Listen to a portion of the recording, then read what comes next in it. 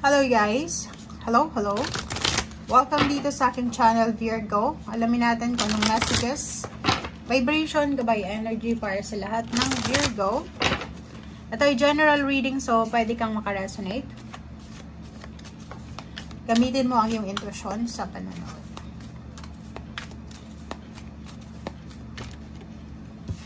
Okay, Virgo.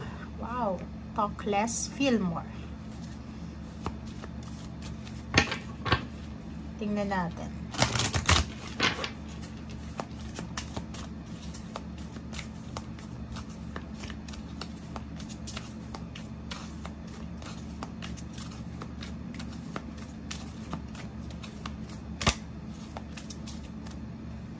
Okay, Virgo. No. Alam mo yung baraha mo, Virgo, is similar siya sa Leo.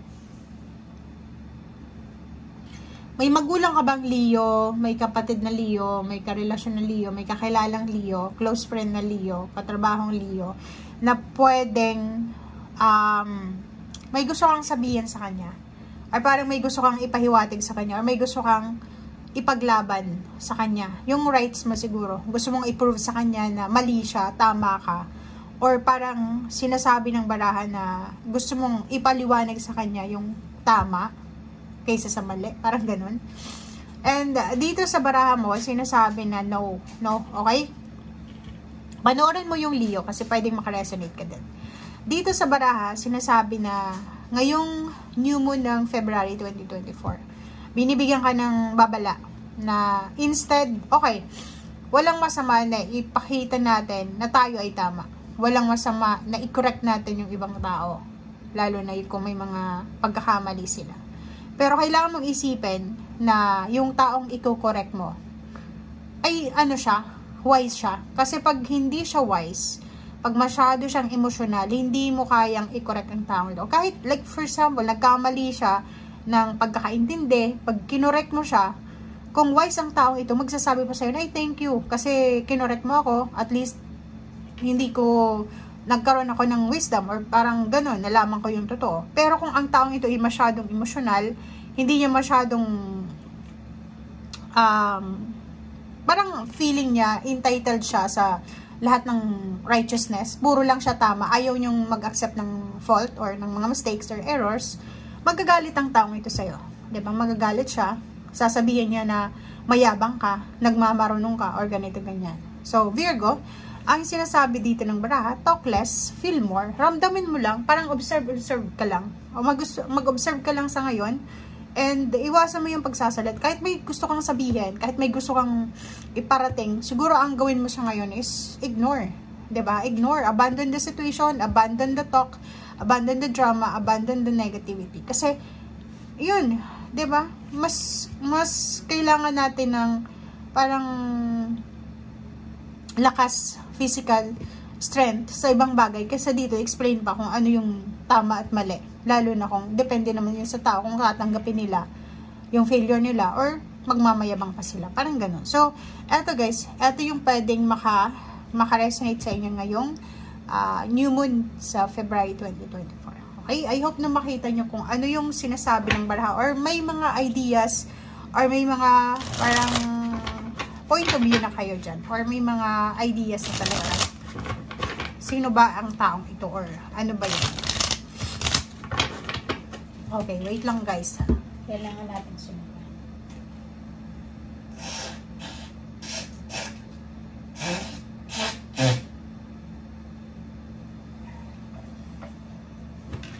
Okay,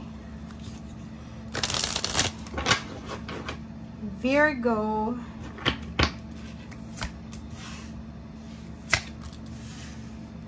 Okay, Virgo. Nakikita natin dito na posibleng may Virgo dito na single or in a relationship ka.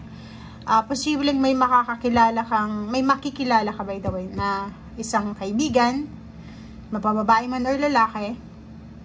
Or may isang tao ka na makikilala na pwede siyang makatulong sa'yo, Virgo, para sa future financial new beginnings mo. So, it's either new friend or new friend siya sa trabaho. So, pwedeng sa kahit saang lugar, pwedeng ang tao ito is new relationship, or new friend, or new katrabaho, or new boss, or new employer, or new siya sa buhay mo, na pwedeng makatulong siya sa iyo emotional and financial.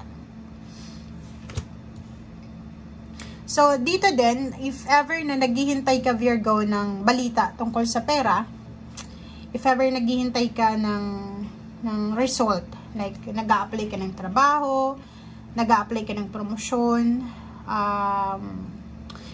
pera to na posibleng trinabaho na, hindi mo alam kung kailan i-release yung sweldo mo or kung kailan mo matatanggap to, isang mabilis na balita na posibleng dumating ngayong new moon, na pwedeng, yun, 'di ba, makatulong sa'yo sa paghihintay mo. Lalo na kung ang hinihintay mo is pera, or hinihintay mo is message from someone regarding pera.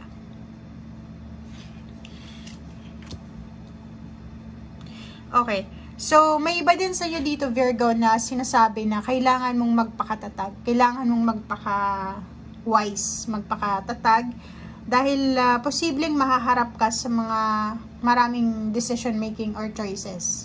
Like, for example, tungkol to sa trabaho, or tungkol to sa relationship, or tungkol to sa decision making mo kung mag-i-stay ka or itutuloy mo ba. Kung ano tong itutuloy mo. Okay? So, dito din, sinasabi ng barahan na if ever na ikaw ay pupunta sa isang lugar na bago lang sa'yo, if ever na ikaw ay lilipat sa bagong trabaho na bago lang sa'yo, if ever na lilipat ka sa neighborhood or sa mga, like, lilipat ka ng tirahan or lilipat ka ng lugar, lilipat ka ng environment, kailangan mo daw magpakatatag. Kung halimbawa nag-iisip ka ngayon like for example, ngayon nanonood ka, may ino-offer sa'yo na work, may ino-offer sa'yo yung relationship, nahihirapan kang mag-desisyon, parang gulong-gulo yung isip mo, hindi mo alam kung anong gagawin mo. Magpakatatag ka, and pag-isipan mong mabuti, ng maayos, kung ano yung magandang decision making dito, and wag kang gagawa ng desisyon na hindi mo pag-iisipan. Kasi, bandang huli, pwede ka daw magsisi. Bandang huli, pwede mong kumbaga, sisihin yung sarili mo or sisihin yung ibang tao sa paligid mo. Okay? And 5 of Cups. Diba? So, sinasabi ng baraha dito na kailangan nating pag-isipang mabuti. Kailangan nating pag-isipan ng maayos yung mga decision making natin. Bakit? Kasi, kailangan na iwasan natin, para maiwasan natin yung pagsisisi sa bandang huli, and maiwasan natin yung kalungkutan, pagsisisi, kalungkutan, yung mga chances na parang iisipin mo na, alam mo na feeling mo, hindi ka binibigyan ng universe ng pagkakataon na mamili. Parang gano'n. So, yan, Virgo, ang sinasabi ng baraha. Maraming salamat. Bye!